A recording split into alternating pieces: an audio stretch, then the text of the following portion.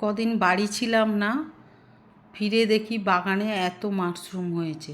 তা আমি ভিডিও করার আগেই ছেলে তুলে ফেলেছে। তা কেটে ধুয়ে এতগুলো হয়েছে, দেখো এতগুলো হয়েছে কেটে ধোয়ার পর। গরম জলে ভাপ দিয়ে নেবো একটু।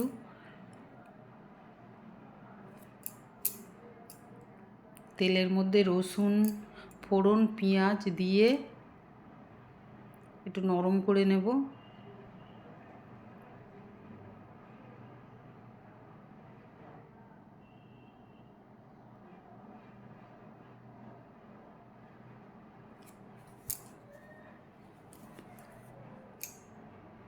পেঁয়াজের মধ্যে একটু নুন দেবো, দিলে তাড়াতাড়ি নরম হয়ে যাবে পেঁয়াজটা।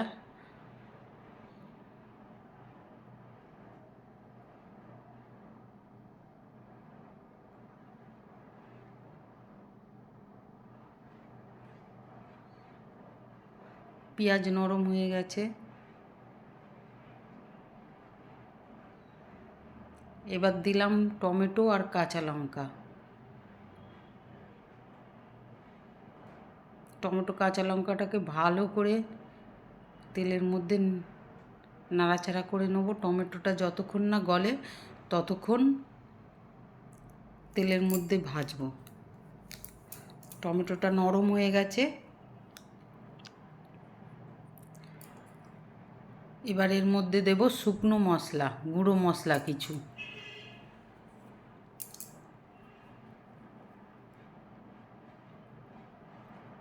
গুঁড়ো মশলায় রয়েছে ধনে,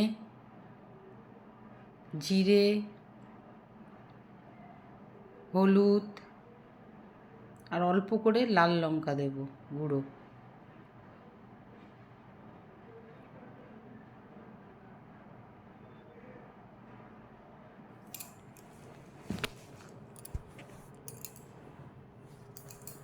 ভালো করে মশলাটাকে কষিয়ে নিলাম তেল ছাড়া পর্যন্ত।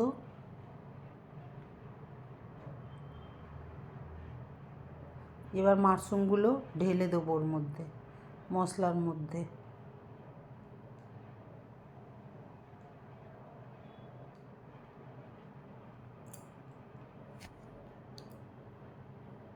মাশরুমগুলোকে ভালো করে মশলা মাখাবো।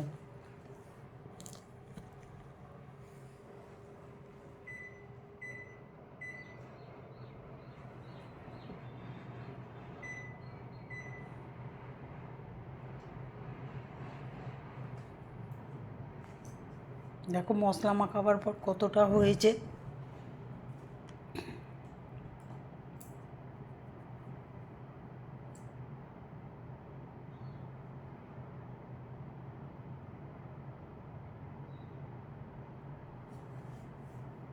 যতক্ষণ না তেল ছাড়ে ততক্ষণ এটাকে মশলার মধ্যেই কষাবো। তেল ছেড়ে দিয়েছে, এবার গরম মশলা দিলাম, দিয়ে ভালো করে গরম মশলাটাকে মেশাবো ওর মধ্যে। আমি কিন্তু এটা রান্না জানি না, প্রথমবার রান্না করছি।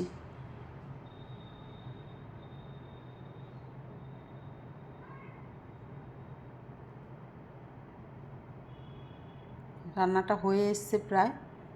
গরম মশলাটাকে ভালো করে মিশিয়ে নিয়ে